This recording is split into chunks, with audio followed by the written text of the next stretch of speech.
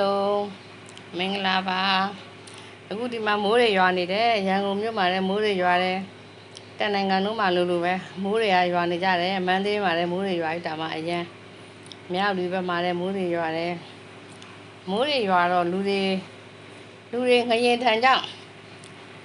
ကျုံသလိုနေထိုင်နေရတဲ့အချိန်ခါမှာမိုးတွေထက်မိပဲဆိုတော့နေထိုင်မကောင်းတာတွေဖျားတာနားတာတွေထပ်ပြီးတော့ဖြစ်မှဆုံးရင်ရတယ်မြန်မာနိုင်ငံကြီးက2025မှာအင်မတန်ကိုနော်အင်မတန်ကတ်ဆိုင်တယ်လူတွေကိုဒုက္ခဆိုးကျိုးတွေအရန်ပေးတဲ့နှစ်ပေါ့လေ2025မှာအင်မတန်လူသားတွေအတွက်ဒုက္ခအပေးဆုံးနှစ်လို့ပြောလို့ရတယ်နော်ငရင်တန်ကြောင့်လည်းလူတွေမှာမိသားစုတွေစီးတဲ့ဥစ္စာတွေအားလုံးဆုံးရှုံးရတယ်နော်နာတာရှည်ဖြစ်သွားတဲ့လူတွေဆိုလည်းအများကြီးပဲအိုးအိမ်တွေပျောက်သွားတဲ့လူတွေလည်းအများကြီးပဲအဲ့လိုမျိုးကြုံတွေ့ခံစားပြီးတော့နေရတဲ့အချိန်မှာအခုထပ်ပြီးတော့မုံတိုင်းလိုသတင်းတွေရတယ်ထွက်တယ်မိုးတွေရတယ်ရွာရတယ်ဆိုတော့လူတွေကရင်ဆိုင်ရတဲ့လောကဓာတ်တိတဲ့ဆိုးရတာမရှိတော့ဘူးတော်တော်လို့လောကဓာတ်ပြင်းထန်တယ်နော်ရှေးလူကြီးတွေပြောသလိုပဲကန်ဆိုးမှသွားရမိုးလိုက်လို့ရွာဆိုတဲ့စကားလုံးကမှန်နေတယ်လို့ပဲနော်အားလုံးတက်ကပြည်သူလူထုတွေအတွက်ကအင်မတန်စိတ်မကောင်းစရာပဲငရင်တန်ကြောင့်အိမ်တွေကိုပြန်ပြီးတော့ပြင်နိုင်တဲ့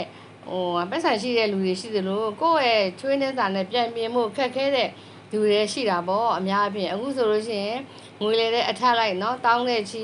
သိန်းပေါင်းများစွာတောင်းတဲ့ချီသိန်းတဲ့ချီသိန်းပေါင်းများစွာကိုလှူဒန်းပေးနေတဲ့အလှူရှင်တွေကိုနဲ့ပရိဒတ်သမားတွေအိမ်တွေပြန်ထူထောင်ပြီးစောက်ပေးနေတဲ့လူတွေကိုတွေ့ရတော့တဲ့အင်မတန်ကျင့်နှံ့မှုတွေဖြစ်ရပါတယ်လိုအပ်တဲ့လူတွေကိုကိုနိုင်တာကိုနိုင်တဲ့လောက်လိုက်ပြီးတော့လှူဒန်းပေးနေတယ်ဆိုတော့အင်မတန်ကျင့်နှံ့စရာကောင်းပါတယ်နော်အခုနေရာထိုင်ခင်းတွေအတွက်ကိုကုညီပတ်မိုးနေတဲ့ချိန်မှာမိုးရတဲ့ထက်ရွာတော့တခါ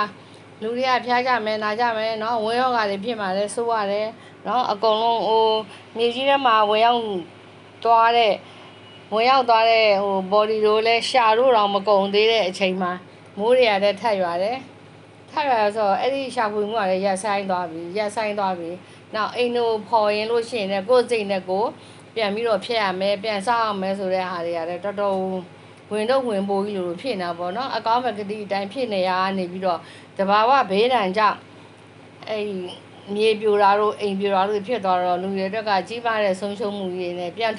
လဲထူထောင်ရေးတွေကတော်တော်လေးကိုလောက်အောင်မှဖြစ်တယ်နော်အဲ့ဒီအတွက်ကြောင့်စိတ်လည်းမကောင်းပါဘူးစိတ်ကတော်တော်မကောင်းပါဘူးเนาะလူသားချင်းစာနာပြီးတော့